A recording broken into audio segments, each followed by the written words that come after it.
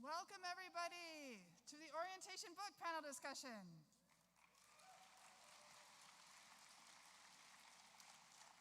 We've been planning this for a long time. We do this every year, but not always in big bridges under big lights, so this is kind of fun and different. My name is Ann Dwyer. I'm one of the associate deans, and some of you have already seen me at other events. Tonight I have the pleasure of continuing a good Pomona tradition of the orientation or first year book. And this year, every year an orientation book committee picks it. This is faculty, students, staff, and they read a bunch of different books. And this year they decided to give us two. Medea by Euripides and Mojada by Luis Alfaro, two tragedies. And we have the joy, though, of inviting and having, actually, I was going to speak without a mask because I'm allowed to, I'm by myself, of inviting Luis Alfaro, playwright and author of Mojada, to our stage. And I'm very excited that we get to greet him.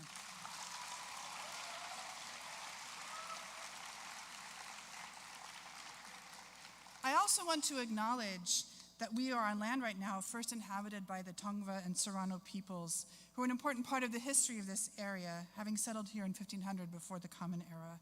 And they continue to be a presence in our ancestral lands, and I hope you may learn more about this history while you're here at Pomona College. I also wish to thank the Pomona Student Union, who is supporting this event, and I'm going to turn the podium over before I invite my colleagues and Luis Alfaro in to share a few words about what Pomona Student Union does and how you might participate. I'd like to welcome Maddie Jones and Jacob Green to the podium. Thank you very much.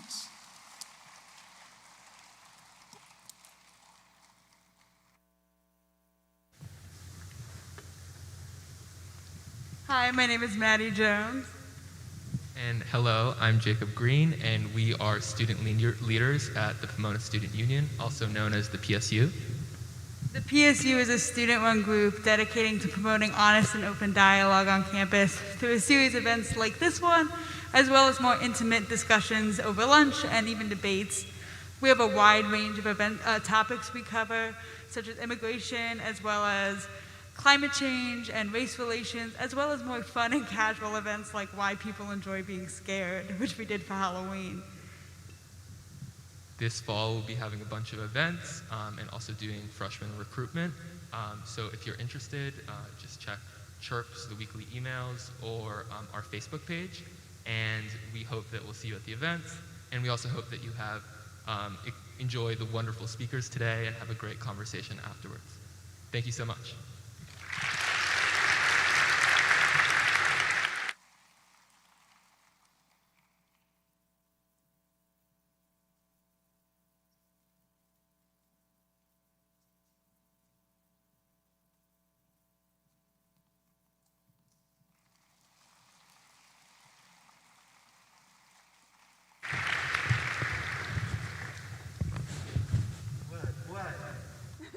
Hola, Luis.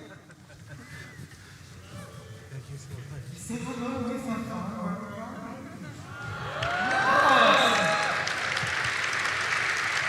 We made this happen. My name is Giovanni Ortega. I'm a professor in the theater and dance department, and I have the great honor to introduce Luis Alfaro. Luis Alfaro was born and raised in downtown Los Angeles. He is an associate artistic director at Center Theater Group, located at the Music Center of Los Angeles County. Luis is a Chicano writer known for his poetry, theater, short fiction, performance, and journalism.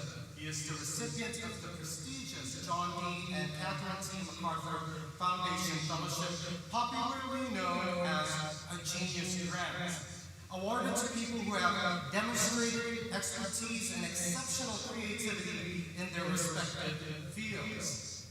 The PEN America Laura Pels International Foundation Theater Award for a Master Dramatist, United States Artist Fellowship, and Ford Foundation's Art of Change Fellowship, among others.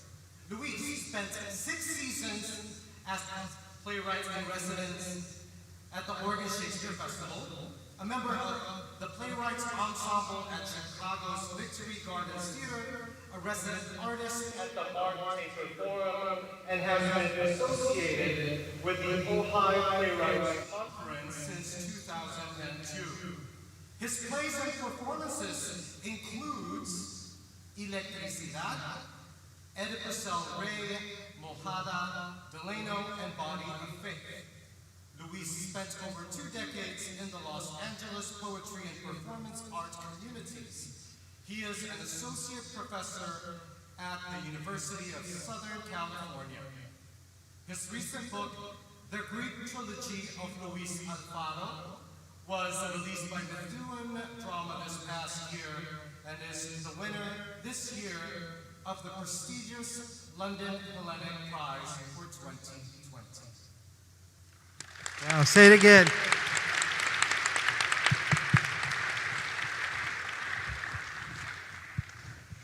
All right, hi everyone. I am visiting assistant professor of classics, Jody Valentine. And I just want to begin by taking a moment to acknowledge that we are here in person in a theater with some 500 people. And that just feels a little overwhelming and a lot special. And I also want to welcome everyone that's streaming in to join us tonight. And then I just want to invite everyone to imagine ourselves to Athens, where when Euripides' Medea was first performed, the audience would have been about 15,000 people. And the theater would have been outside on the slopes of the Acropolis. And it would have been a really special event, not an everyday occasion, but a ritual, a festival. And I just want to kind of bring some of that energy of of something kind of momentous into our experience tonight. And then I want to invite some reflection on what it is that we are doing here, why we're coming together in this way, and the kind of special, unique ways that I think these 2 plays invite us to reflect on what it means to be in community.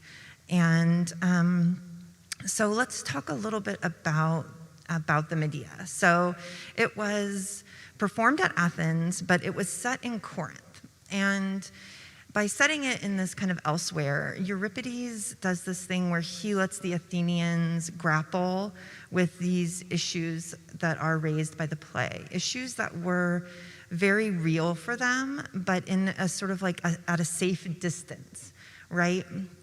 And the Athenians at this time were grappling with questions and also kind of promoting an ideology of us versus them. And we see that in the tragedy, right, with Medea as this kind of proverbial them. She is an intersectional other.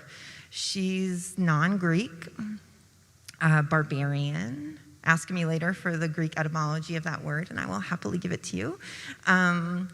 She's also a woman, right? But as I'm sure you noticed, Medea refuses to accept the limitations of her positionality. She refuses in an amazing, terrifying way that subverts the ethnocentric patriarchy, because she annihilates this value that she does have based on her identity, her value as a bearer of children, especially male heirs. Right, so then it's a little disturbing, perhaps, or depressing, that Luis Alfaro, 2,500 years later, finds resonance from that story in the lived experience of people in the Los Angeles community. And so my question tonight is, how might we reflect on our own identities, our own positionality, and what it means to us to be in community with each other through the prism of these two plays? Notice that Alfaro's drama is set in Los Angeles, right? So it is a place nearby, but also elsewhere from where we are right now in Claremont, similar to perhaps the way Corinth was for Athens, right? But I want to invite us to ask, how are the issues of Alfaro's play real for us? And I want to suggest that each of us may have a very different answer to that question. So right now, all of the arriving students, all of you, are in a position where you are adapting, perhaps being asked to assimilate to a new environment. And even though you share in that experience, it's not universal. Each of you is experiencing that in a different way, depending on who you are and what you bring.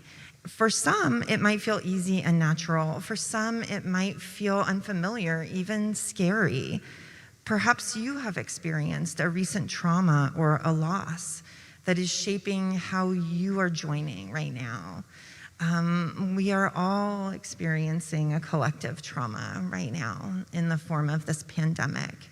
But our experience of that is not uniform. Each of us is experiencing that differently. Like the Medeas in these two plays, they experience their emigration, the pressure to assimilate differently than their male gendered partners, right?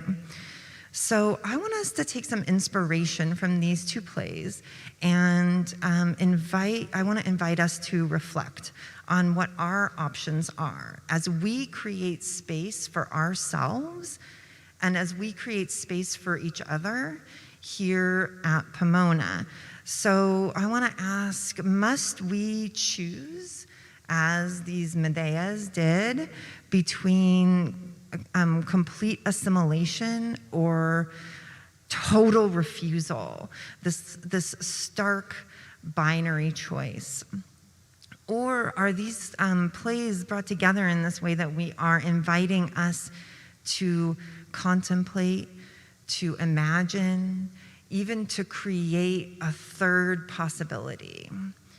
Is there a possibility here for us to imagine a way to change our surroundings, to change the community, to make our community more equitable, more inclusive, a place where every single one of us is invited to join, and not one of us is required to leave part of who we are behind in order to do that.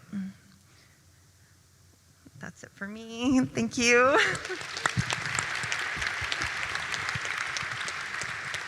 Beautiful. Thank you, Jody. Hello. I'm Gilda Ochoa. I'm going to stand if that's okay. I can't see you all, but it'd be nice to hear a little bit of you. Can we hear you? Oh, good. So it's good to be here with you tonight. My name is Gilda Ochoa. I teach in Chicana Latinx Studies, and I'm going to share a little bit about some of the key themes that I see emerging from the powerful play by Luis Alfaro. I'm going to focus in on three: how place, how histories, and how intersecting systems matter. So first, the significance of place. I loved all the LA connections, the street names, the buildings, and illustrating the realities of inequality, the freeways plowing through and bisecting Black and Latino working class communities, the disparities between areas where Santa Monica and Boyle Heights feel like oceans away, the impacts of gentrification, where the Mariachi Plaza is in the shadows of the high-rise buildings of downtown LA, and of course, the food, especially the pan dulce. Some of you know I love pan dulce. I grew up eating it almost every Friday. My Nicaraguan abuelito, Lito, would take me to the panaderia for some pan and some Slurpees. So I got my week full of sugar. This play felt deeply rooted to the area, and yet it's about many places. I was going to ask for a show of hands, but the lights are bright, so maybe a few applause. Let us know, applaud, if you feel that this play, you saw parts of yourself, parts of your own family, and parts of your community in the play.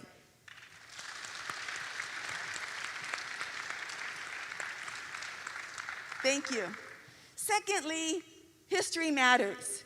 It's no coincidence that when Hassan made the decision to migrate, they ended up here in the Southwest, which was part of Mexico until 1848, and the War of the North American Invasion. Maybe you learned about the US-Mexico War, right? It's all about perspective. The War of the North American Invasion, and also since the past century, where Mexicans have been recruited to labor during World War I, World War II, the Bracero program, in the fields, the mines, the packing houses, the garment industry, and the colleges, forming the base of the US economy, but oftentimes being scapegoated and banished at the whim of capitalists and politicians. As this play shows us, these realities are also not experienced in the same way. Bringing me to point 3. This play depicts the importance of what critical race theorist Kimberly Crenshaw named as intersectionality.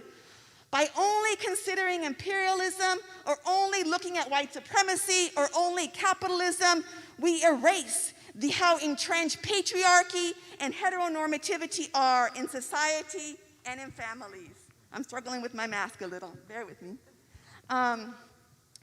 Tita knew this all too well, lived it, as did Medea, who felt it in Mexico, in the US, and certainly as she crossed the manufactured and very real US-Mexico border. And in a different way, masculinist expectations in a racist and capitalist society haunted Hassan too. So how might we apply these three ideas of place, histories, and intersecting systems to us at Pomona College, in Claremont, with their own histories, inequalities, and displacement? I urge you, as you come here, and you're going to be here for the next several years, learn about this area. Think about on whose land we stand, the Tongva Kis people. And if you go into the village, if you go to the packing house in town with the fancy restaurants, think about who actually worked there when it was an actual citrus packing house. The history has been whitewashed, romanticized, glossed over, refurbished, but it was Mexican Americans and working class women who sustained the agricultural industry. Learn too about the Barrio Park, right here behind campus, east of us, a historically Mexican American community because of a legacy of segregation. When you walk to the park, it's literally maybe 500 yards away. When you walk to the park, go and look for the Mexican church, the Sacred Heart. You won't find it. It was demolished when Claremont Boulevard was built in 1968. At the same time that here on the campuses, Black and Chicano and allies were organizing for Black studies and Chicano studies. As Medea shows us, the past, even if we don't acknowledge it, is always present in some form. On campus, whose perspectives and concerns are considered? How do power and privilege play out?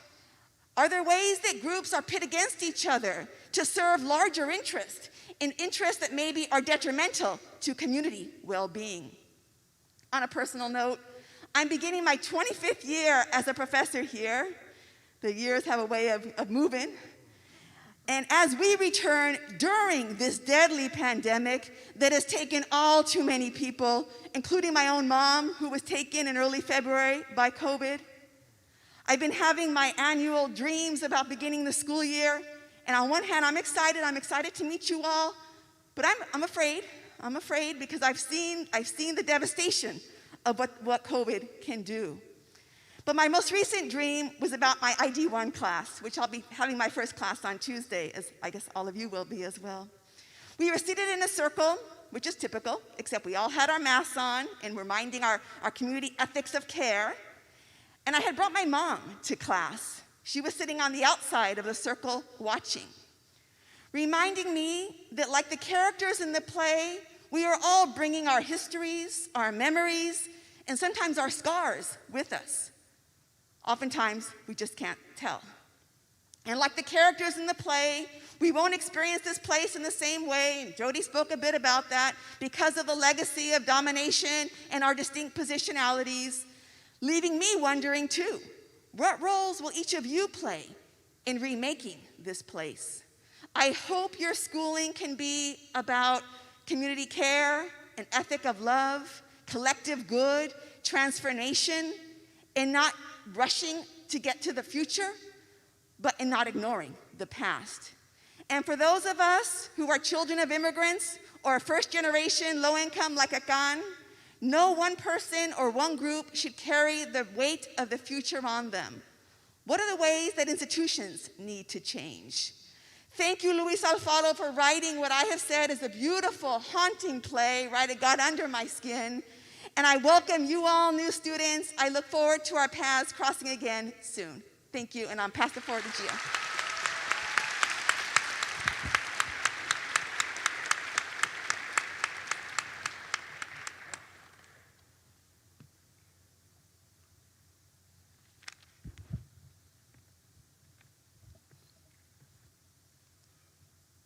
In niche nuakan, ni Queen Tatsilia, ish ashkan yes, tla shihalao, tlatlekuin. So who has the chisme? See, back home, I go to a vecina and say, tell me some gossip. And just like that, ay, ay, ay, eso, blah, blah, blah. Minutes later, up it goes like nubes in the sky, all is forgotten. But here, everyone guards their laughter and their chisme. They hide their chisme here because someone always wants to steal your secrets, your smile, your bull, everything you own. That is why it is better to have nothing in this country, which is exactly what I have. I come from a long line of curanderas, healers. We rub, we touch, and we look inside you. Everything I know, I have taught me Medea. But her gift is en las manos. Here they think she is just a seamstress, but what she does with cloth and the pattern and the sewing is puro pinche da Vinci. Back home, she's an artist, but here, she is a sewing machine. In this country, you can only be one thing, here or there, lost or found, man or woman, but back there we have en medio. And so it goes from the beginning. Tita, who takes us on a journey. Tita, our guide, our curandera, mi abuela, my lola, my grandmother. The power of Luis Alfaro's work is a true testament to the craft of theater. And that is to be the mirror and reflection of our society. And in this case, mine specifically. From my abuela who raised me on her own, watching over me until I embarked on a journey to live with a mother I didn't know at 12 years of age. Mojada, Luis's play shows us, reveals to us the visceral impact of what it's like being the other. All of a sudden, I'm transported back to my past. Perhaps one may relate. Just as each character in Mojada, from Josie to Armida, Hasson to Akan, what it's like to leave home for the first time. To leave home as far away as Jordan, Cameroon, Chile, Mexico, Chicago, or the furthest of them all, San Bernardino. To live in a new place and start anew. To be seen as the other after over a year and a half of being isolated from others. What's that like? Perhaps some of you can relate. Akan at 10, me at 12 years old, who just wants to be accepted in a new country, in a new town, perhaps a new college. Familiar in dreams, but so foreign in reality. Medea, who does her best to hold on to the past and carry that pain, dolor, inside, just as my mother did when she arrived here. And at the same time, like my mama, Hasson, who will do what it takes to stay in the country and succeed. Oh, my mom did that. Alfaro welcomes us to look at ourselves as the other, la otra, and how we can possibly assimilate, adapt, and become another, or not. That is the power of Mojada. It allows me, perhaps us, to see our own narrative through a wide lens and fully understand that in this country, in this town, in this college, that hopefully there's more to a binary and heteronormative existence, and that you may just find yourself in the spectrum of reality. Without further ado, everybody, I introduce to you Luis Alfaro.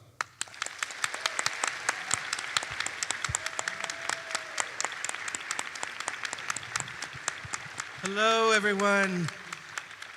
Okay, wow. I should go out more often because I didn't expect that. Thank you so much. People are never that nice to me, so this is wonderful. I'm Luis Alfaro. I am a poet. I am a playwright. I'm a performance artist. I've done a lot of things in my theatrical life, but I like to think of myself mostly as a citizen artist. I believe that I am making art to change the world. So I'm less interested in art as a formal exercise and more as a way of politics, of action. How do I change the world that I live in? So my first plan of action always is to acknowledge that I bring many, many people into the room with me when I do my work. I am conjuring. I am calling the ghosts. I am calling the ancestors. I am calling everyone into the room to write this play with me, always. So I always call my mentor in, Marie Irene Fornez. I always call my grandmother in, who was a poet. I always call the grandfathers I never met into the room. I call Paula Vogel, my other mentor, into the room. I call them in to assist me in doing the work. I think it's important to never write alone. I always write in community. And I extend that by writing in public. So I rarely write in my office. I rarely write in my living room. I write in coffee shops. I write at McDonald's.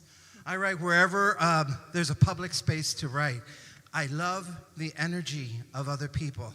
I love being in community. In community, everything is possible, especially stories. Everybody is a poem. Everyone is a story. Everyone is filled already, even in my freshman life, with a million stories that I want to share with the world.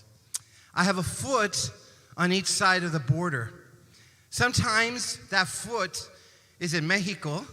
Sometimes that foot is in the United States. Sometimes that foot is Chicano.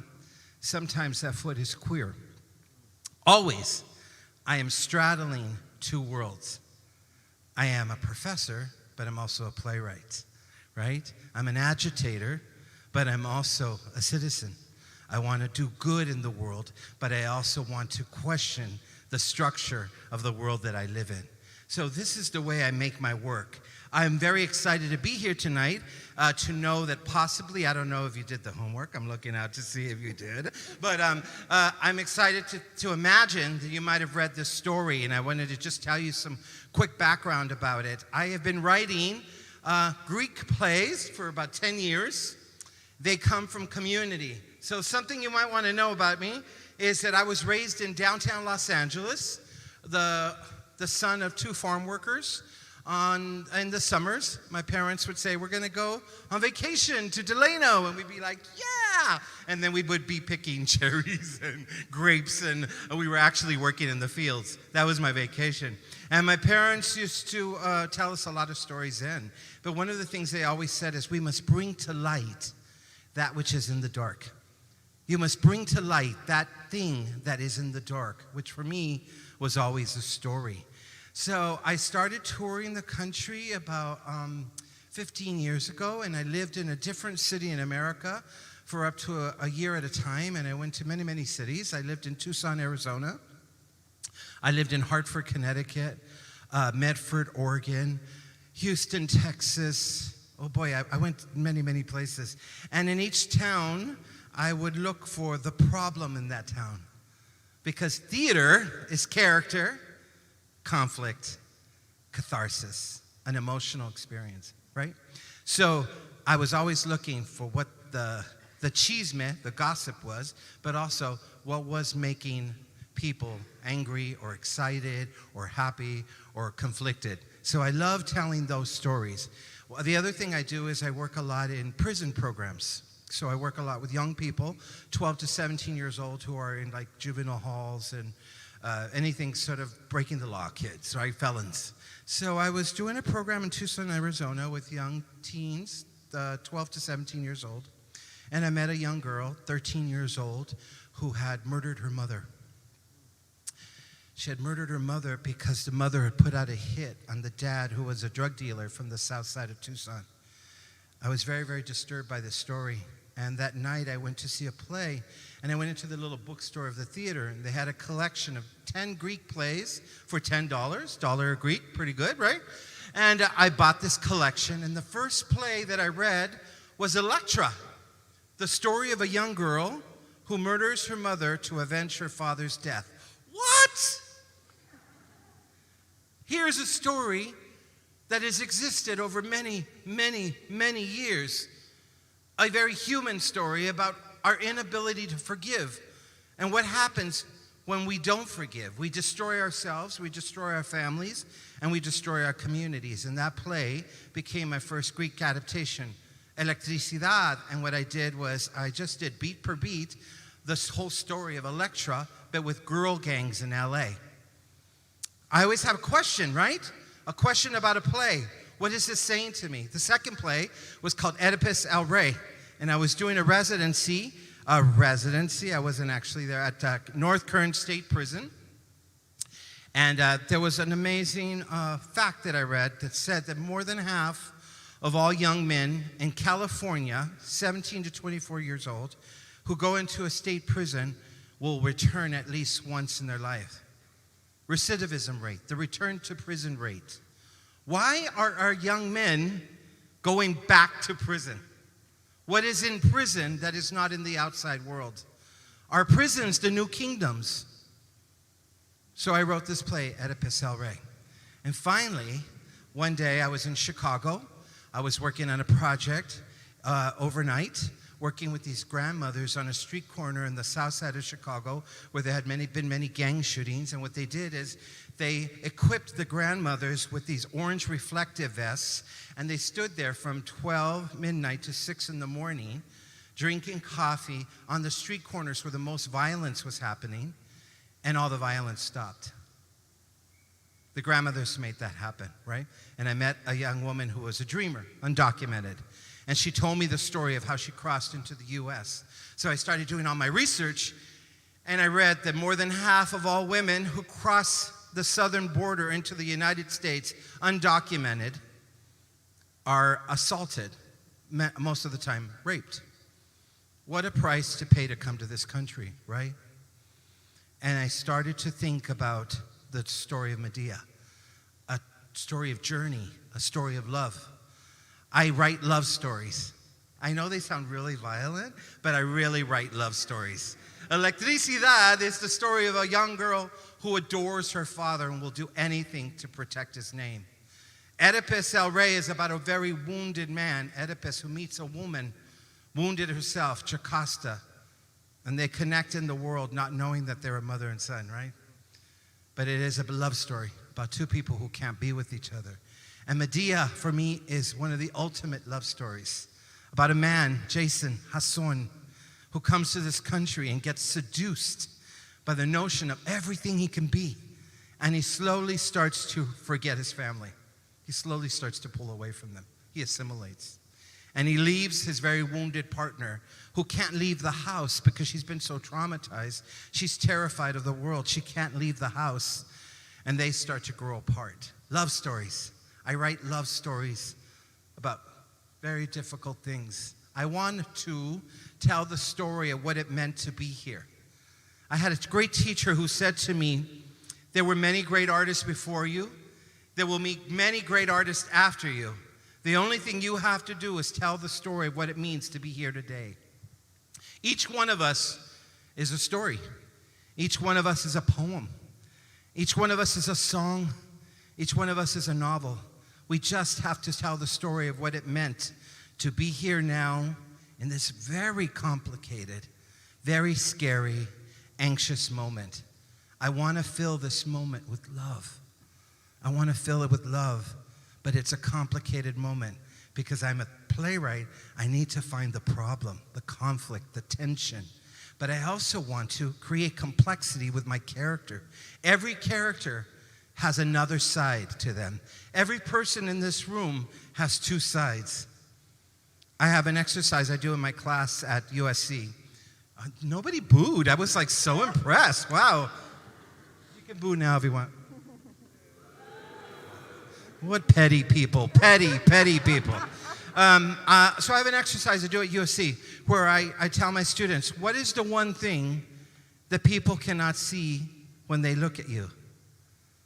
What is the one thing that people cannot see when they look at you?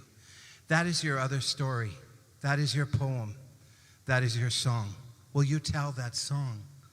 I thought, so that I wouldn't bore you just with words, I would share with you, for those of you who read the play, the 5 of you who read the play, that there were more, right? Yes. Oh.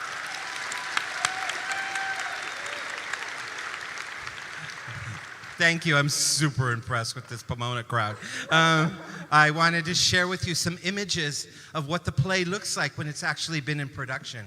So do you want to see some images of different productions of the play? Yeah.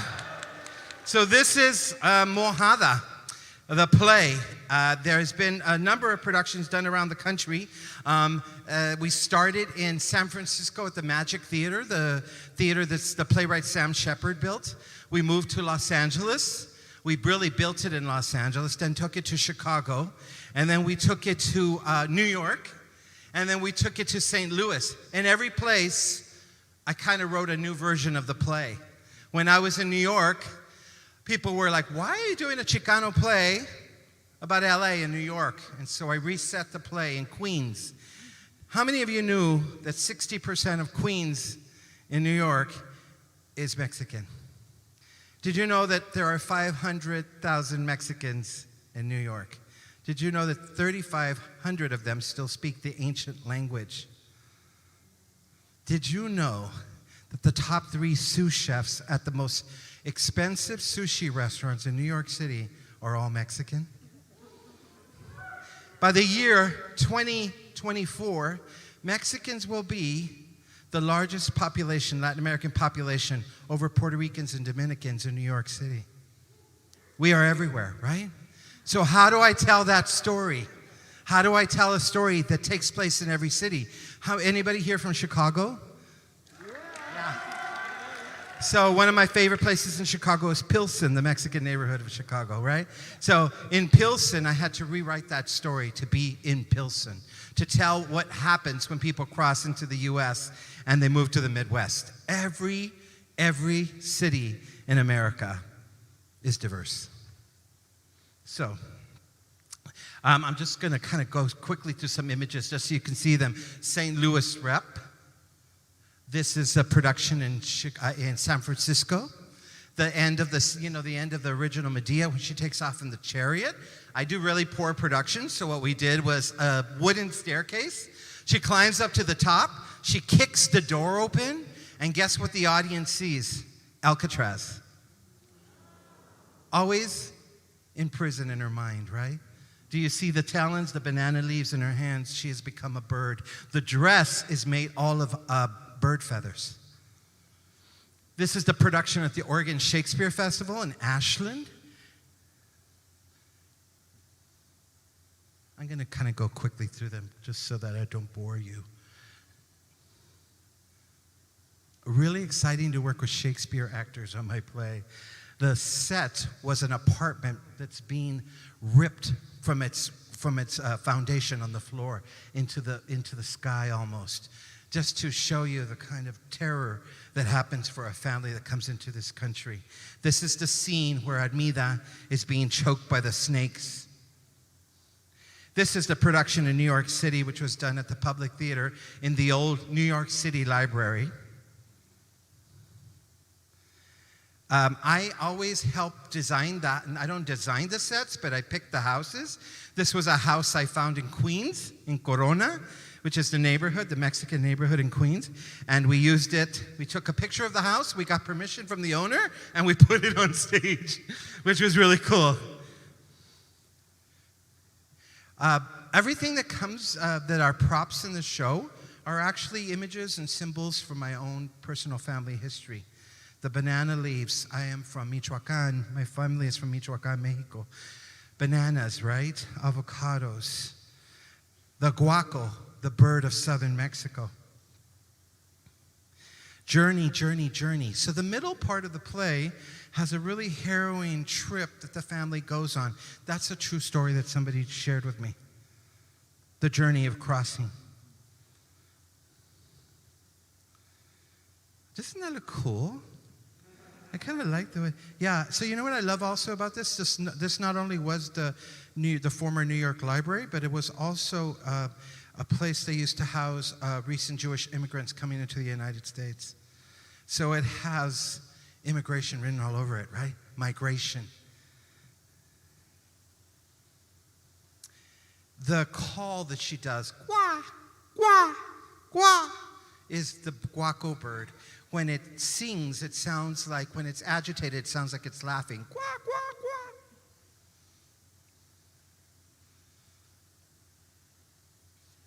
That was a lot of images. Am I repeating? Oh, okay. I can't. And then this is the production of St. Louis, and it closed on the day that all the theaters in America were shut down. And the poor cast was trying to figure out how to get home, and they couldn't fly. So they took a train back to LA.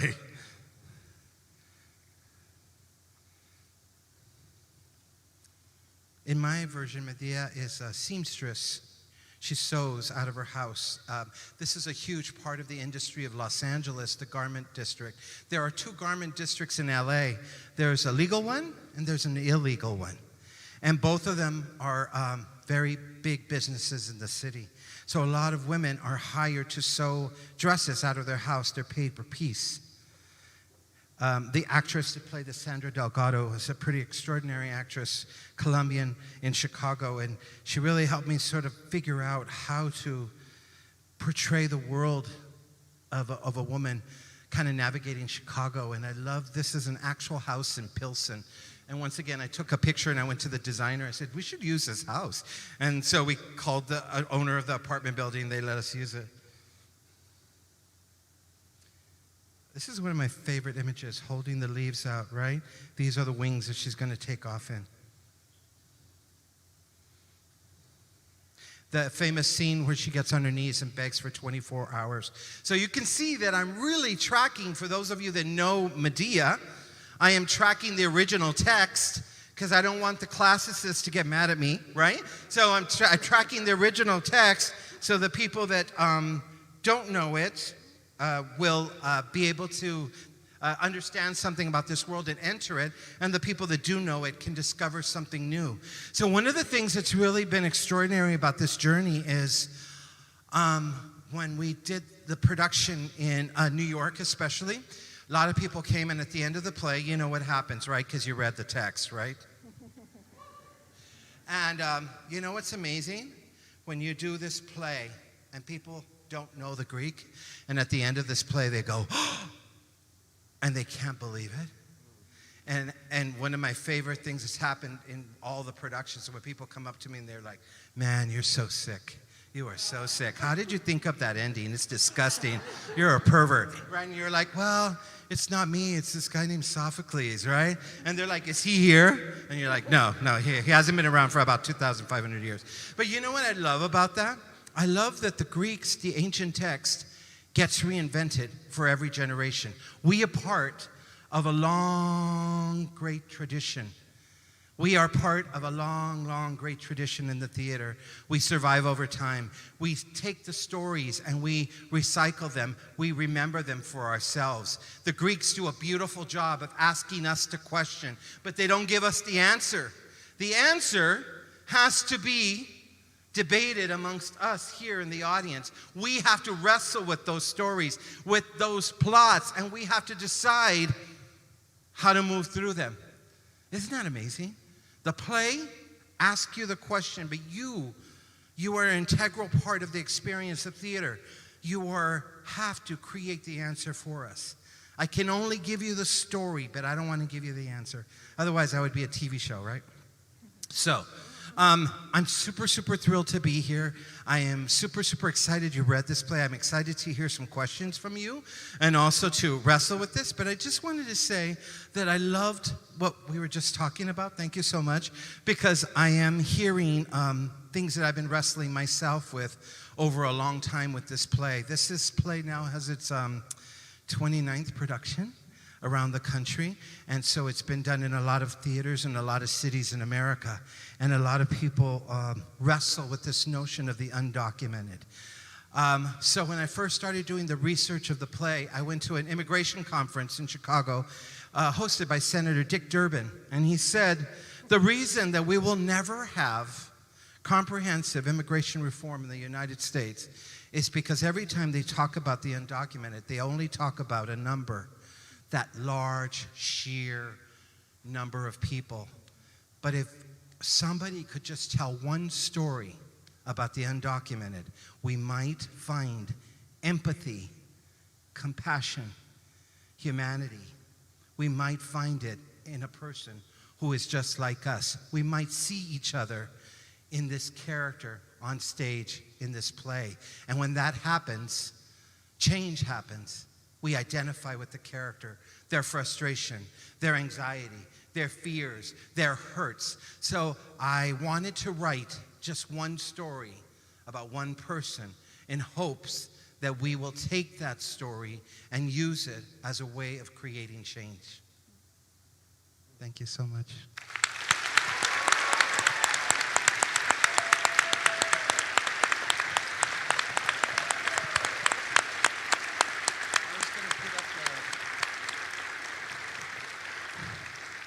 I'm supposed to put up another slide which shows you names of beautiful people. Not yet. Oh, not yet. Oh, sorry. Is this my time? Can we hear? Yeah. Okay. I would like to invite students especially to come into 2 rows and ask questions. And what we're going to do is we're going to take 2 questions at a time, keep some distance, and then just walk back. So come on. We'll do sort of right, left. Okay, go ahead. So there we are. Okay, well, first I want to say thank you, Luis Alfaro, for being here. Really appreciate it. Two quick I'm things. sorry, I have something important to say. It's a COVID thing. Don't touch the mic and wear your mask.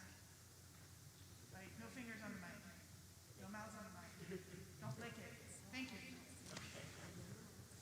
I don't know if y'all heard, but I want to say thank you, Luis Alfaro, for being here. Really appreciate it again. Love that you're here. Really appreciate it. I'm from Chicago. Spent a lot of time in Pilsen, in particular, which I thought was kind of cool. My family's from New York, kind of Wow. Hey, I wanted to ask, so with the story like Medea, it's like so old. How but also like revered, like loved, by a lot of people. How did you go about like staying true to the text, or how did you feel like how strongly did you feel like you had to be true to the text and like stick to it? Like did you feel like there was a lot of pressure for you to like be very strict with it? Because I feel like you took a lot of stylistic choices that really improved the story. So what was your process for that?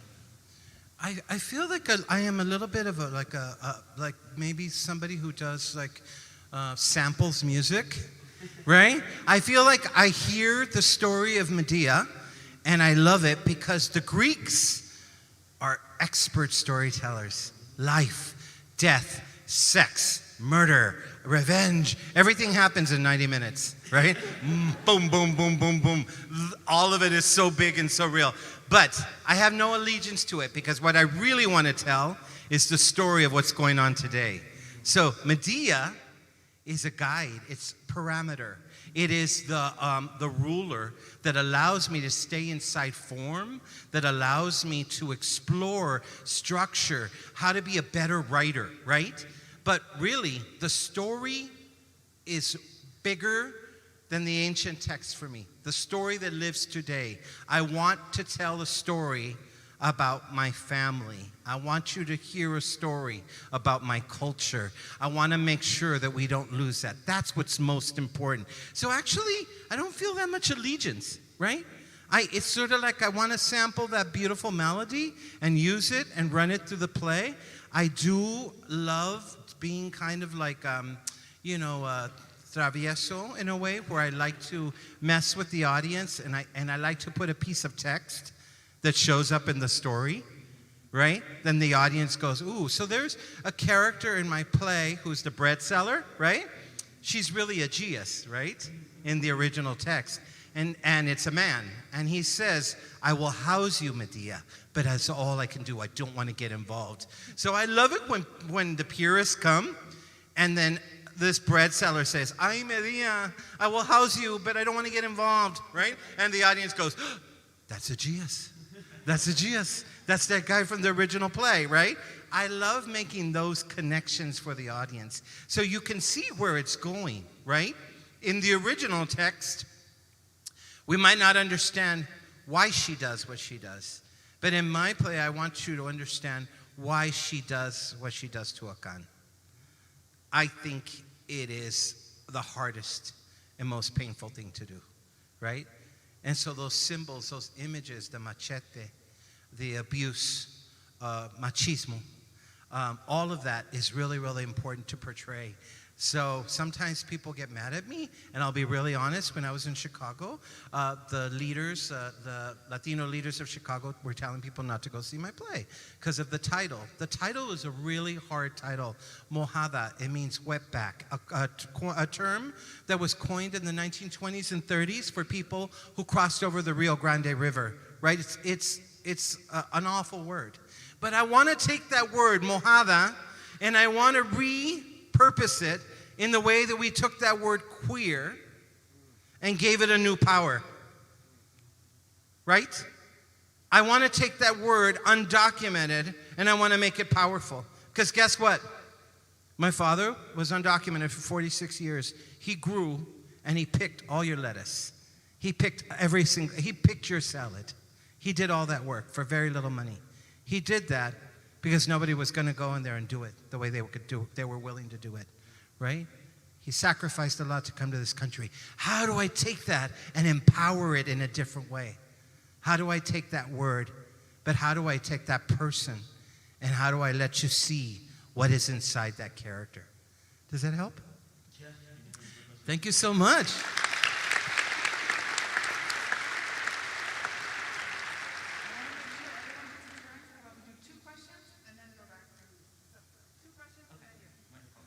Thank you so much, and thank you, panelists. My question was, you were mentioning sort of the tracking of the characters and sort of some of them carrying over, but one thing I was considering was the Greek chorus and how that isn't as explicitly in the story, obviously with Titan and Chisme, it's there, but how did you sort of interact with that or consider that aspect in a modern context? Oh, I love this question. I love this question. So in Electricidad, I had a chorus of las vecinas, the neighbors who sweep, right? There was 6 women, and they did a choral thing. And in Oedipus, the chorus is the prisoners in the prison, right? But in Mojada, I wanted to do a singular coro. I wanted to do something that we do a lot in Mexican culture, which is a kind of declamación, a declaration, right? And I use Tita that way. So Tita is the chorus. And because I developed a lot of this text at the Getty Villa in Malibu, and I worked with these Greek scholars, one of the things they were really, really passionate about was that Tita had to introduce the play. She had to introduce through a choral the play into us, and she has to tell a very specific story, which is what happened to Armida, right? So I love that there is a singular chorus here, and it is Tita, the witness, right, to this action. And I'm sure that probably every theater loved it because it was like, oh, we saved so much money. Thank you so much. I'm going to go quickly because I know there's people. I can't see you, but I feel you. Hi. Hi. My name is Emilio. I'm from Mexico City. Your play was heartbreaking. It was very difficult to read. And I think especially for me, since I'm not familiar at all with Chicano culture. And it was really a window into a world that I had always seen as an in-between. And it formed it into a third space, into a thing of its own, right? So in that sense, I feel I'm a bit of an unconventional audience that was particularly moved by this aspect. When you write in this play and in your other plays, who do you write for? You said you write to change the world, but do you write for people like you, people like me, the people at DC, or is it everyone really? Wow. That's so powerful. That was a poem. Oh. I have to see you because that was so beautiful. I write to heal myself. I write a story in the privacy of me. I have a big container and it's full of a lot of stories. And I write for me, right? I love that show, RuPaul's Drag Race, because I love how he says, what anybody thinks of you is none of your business. So, it makes me a good playwright because I rarely think about the audience, but I'm conscious that when I'm writing, I'm only writing for me. But when I'm presenting my work, I am doing it in community. I am sharing something with you. My pain, my sorrow, my anger, my frustration, but also my love and my joy And I'm trying to write plays that are filled with poetry, because poetry makes it easier to take a very difficult story like this, right? That's filled with so much trauma. So I don't think about the audience, but I think about my family, and I think about my circle, and I think about those ancestors. And oh my God, look, they're all up here in that ceiling. So I think about all of that, but I ultimately am writing something that's very, very personal. I'm sharing some part of me with the world. That's what every artist, I think, does ultimately. I think every artist who writes for themselves, for the pleasure, and for the craft, right? So I believe something very important I just want to share right now. The holy trinity of art making is passion, point of view, craft, desire, right? Opinion, technique. That's all for me. And if I do it right, it might extend to you, right? We might find humanity in my story, the humanity that we might share, right? I love critics. I mean, critics, I've never gotten a brilliant review, and I've never gotten a terrible. They usually do both in one review. But what I love about it is we find a little bit of each other in this story as we travel. I hope you saw something of yourself in that story. Yeah.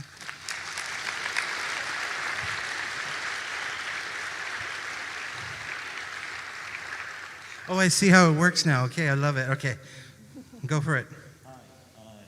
Can you hear me? I hear you really well. All right, perfect. So I think something that was brought up at the beginning by Professor Watkins, is that correct? Valentine.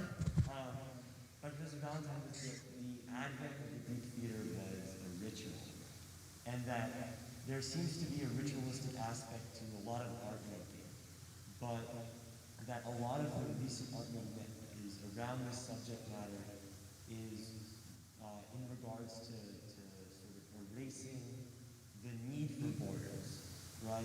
Or rather, the future, the lack of need for borders.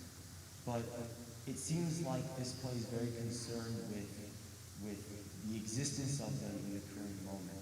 So when you were traveling with this play to different cities, how did you interact both with the current cultural moment and the ritual that is brought with this history? God, that's nobody wants to ask me, like, what's your favorite food? I love it. Okay. So let me just say really quickly, I love the notion of borders. It shows up in all my work, right? And I think that borders exist in every city. Los Angeles County has 10 million people who speak 224 different languages, not to include the dialects, right? In over 400 different neighborhoods. That's amazing, isn't it? The great port city, the western edge on the Pacific Rim. Why I say that is I don't think Los Angeles has a center. Downtown's not a center. Los Angeles is a series of border towns, 400 of them. And each border town has its own identity. I hope that when you're here, you will get out to Chinatown, right? To Little Artesia, that you will see the different parts of what makes each border town so unique. So for me, I think that I will always want to erase the borders. That's what I do in my work. I always want to see the connection between you and I. But I know, having grown up in downtown LA and having a border on each side, having a foot on each side of the border, that I understand that borders are constructed by us. Sometimes the border, I make the border. You make the border. We make borders between us. How do I break them down? This play attempts, I think, to say that borders are so damaging that not only do they not welcome us, but they destroy us. I am destroyed, right, by the border. The border between U.S. and Mexico is a destroying place. It's a spiritually destroying place. This is Calimex. This is Cali, Mexico. I am in Aslan. I am in the spiritual place of my people. This is my land. Where is the border? Who made this border? Did you make this border?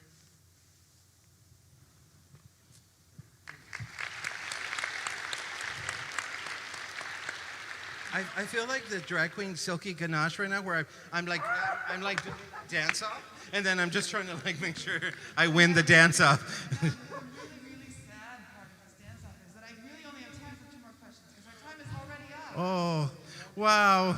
And what's really, really exciting though is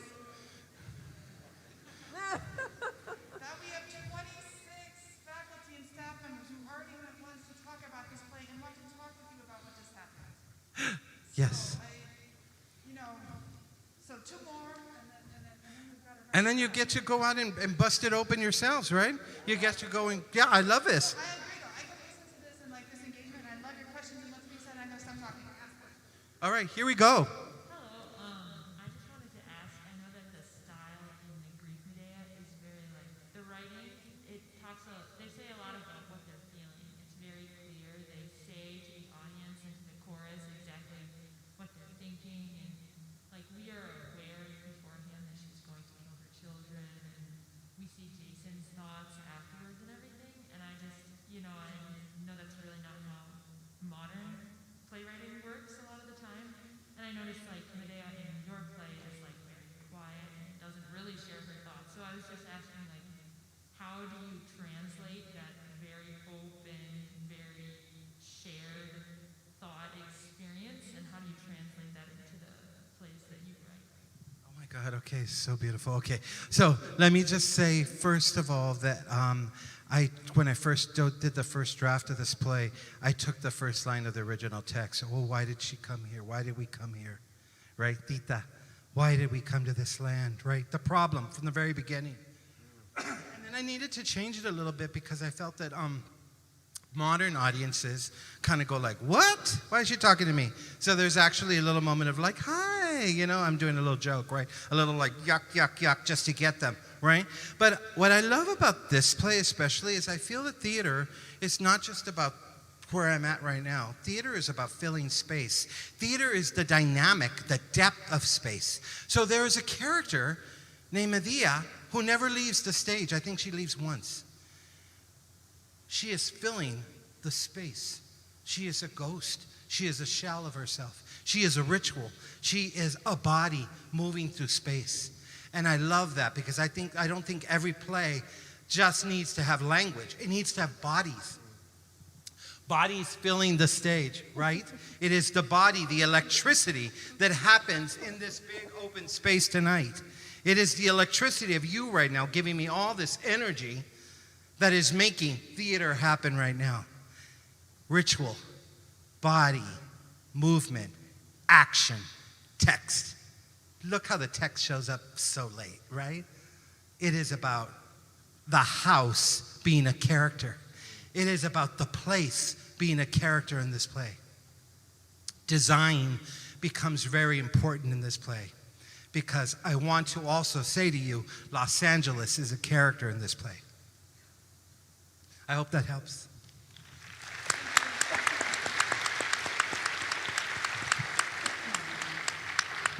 Hello, my name is Gabe. I was wondering about the role and the way Mojada sort of subverted ideas of Greek mythology and Mojada, fate, in Greek. Rather than showing Helios' chariot, it showed Alcatraz at the end. And I was sort of wondering how you navigate between showing characters that are able to affirm their individual tragic and important identities while operating within the confines of a system of power, which seems to be the equivalent of Greek mythology. Yeah, I mean, I feel like it's so beautiful. Thank you for this question because I feel like it goes off to where we started from in our questioning tonight, right? I have an allegiance to the Greek because the Greek has been so kind to me. The Greek is showing me how to create a circle, how to be circular in my thought, right? How to circle around with an idea, a theme, and let it play, let it play, let it play until it goes boom, right? So I love that. I feel that in modern drama, we kind of go like this. Character, conflict, resolution. I love the Indian theater. I love the Cuban theater. I love Chicano choral art because it does this. And that's what I'm trying to do in this play. The unfolding of a story, the unfolding of idea. History history, history. I'm going back in time. I'm going back not just this year, last year, 2,000 years ago, right? I am ancient. Medea is a construct of today, but she's also ancient. If I can get the audience to see this very modern, undocumented woman who went through what she went through in the desert, crossing over into the United States, but also see the woman that arrived at Corinth, that's my dream, to connect the two. It's the same map. There is a journey. That's the goal. I don't know if I made that goal happen, right? Because what you think of me is none of my business. Was that the quote? Is that the drag queen quote, right? But I love that that's the attempt. I'm always experimenting. I am a writer. My job is not to give you what you want. My job is to answer the thing inside of me that is obsessing me, that is making me question what is going on in this world. And hopefully we share in a conversation about what that answer might be, which is so exciting because it's what you're about to do, is go into conversation, negotiation, dialogue, collaboration. We're doing the theatrical thing tonight, right? We're about to break out into groups and break it down and decide not whether it's good or bad, whether it means something to me. I know it means something to you, but does it mean something to you? Right? God, this got really deep, really intense. Thank you so much.